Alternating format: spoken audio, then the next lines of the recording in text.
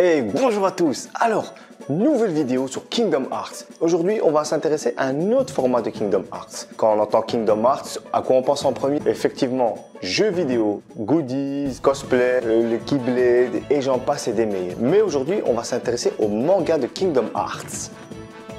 Ça fait un petit moment que le manga est sorti. Et à l'époque, je me rappelle, je l'avais feuilleté à la Fnac, j'avais regardé les dessins et je me suis dit, ça a l'air assez enfantin. Et je me suis arrêté là. Et à peu près 3-4 jours, j'ai été dans un magasin d'occasion de jeux vidéo, de bouquins et tout. Ici à Bruxelles, on appelle ça le pêle-mêle. Et j'ai trouvé l'intégrale du premier épisode de KH1. À un bon prix d'ailleurs et en super bon état en plus. C'est ce qui m'a fait aussi prendre le bouquin. Et je me suis dit, allez, à ce prix-là, je vais l'acheter. Et en même temps, ça me permettra de faire une vidéo sur Kingdom Hearts. S'il est bon, je le dis. Et s'il est mauvais, je le dirai aussi. Eh ben franchement, agréable surprise. Il y a quelques défauts, c'est normal. Aucun manga n'est parfait à part Berserk. Je vous explique ça tout de suite. Pour cette vidéo, je ne vais vous parler que du manga de Kingdom Hearts 1.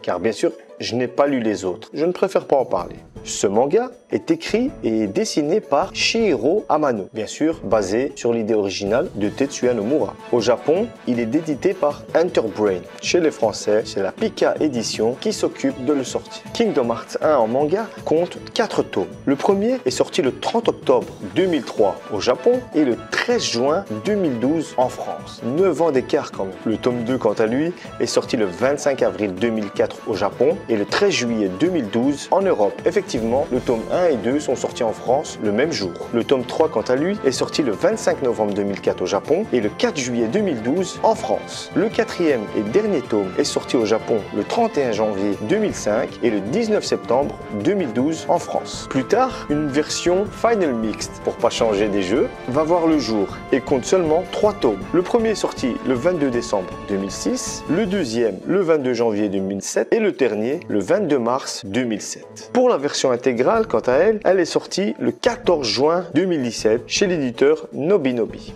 Passons à ma critique du manga. Cela va se passer en 2 étapes. Première étape, les points négatifs.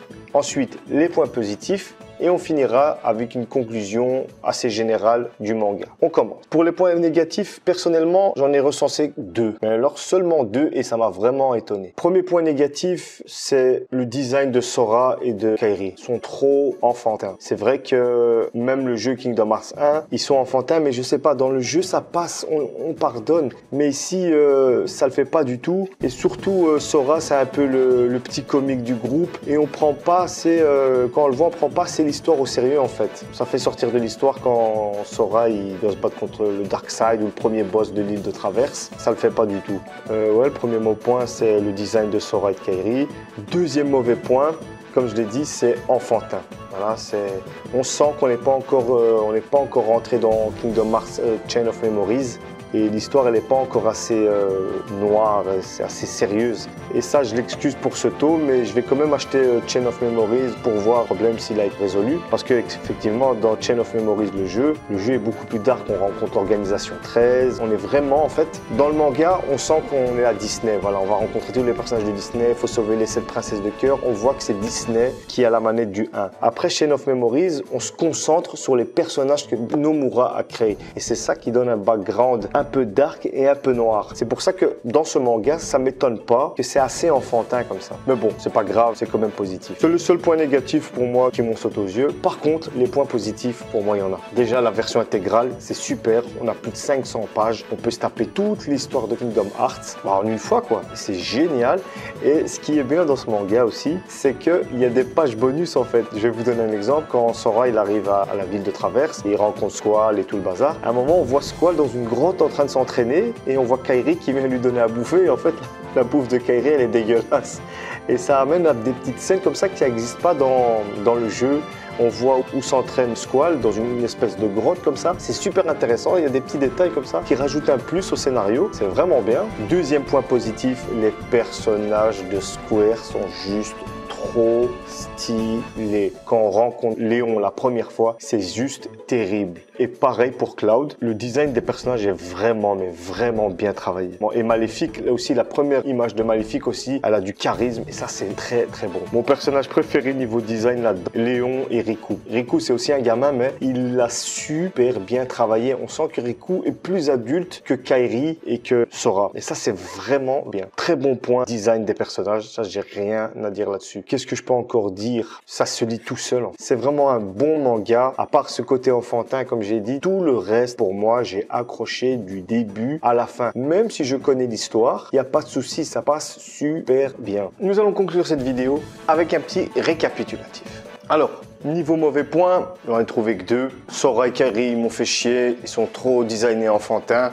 L'histoire en elle-même est assez enfantine. Comme je l'ai dit dans la vidéo, vu que c'est le monde de Disney, c'est enfantin, voilà. Mais heureusement que même dans le jeu Kingdom Hearts, après les KH1, ça devient beaucoup plus sérieux. C'est pour ça que ça ne m'a pas empêché de lire le manga et de prendre du plaisir à le lire. Par contre, les bons points, là, c'était génial. Design des personnages de Tetsuya Nomura, excellent. Les petits rajouts d'histoire pour le background, encore excellent. Riku, trop bien dessiné. Ah ouais, ça, il n'y a pas à chipoter. Si je dois vous dire quelque chose, je vous recommande la lecture de ce manga.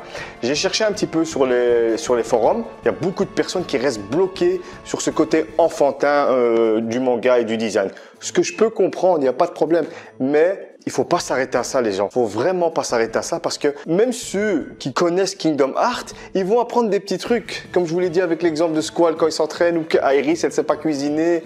C'est vraiment bien, c'est vraiment... Et je suis impatient de voir les autres clins d'œil dans les autres mangas. Qu'est-ce que je peux encore vous dire? De toute façon, maintenant, il y a l'intégrale comme celui-ci. 4 tomes en 1, c'est beaucoup moins cher.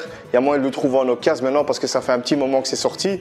N'hésitez pas si vous le trouvez ou si vous aimez Kingdom Hearts ou si vous êtes curieux ou que je vous ai donné les points favorables pour que vous lisiez, lisez-le, vous n'allez pas le regretter. Ça reste du Kingdom Hearts à part les 2 défauts.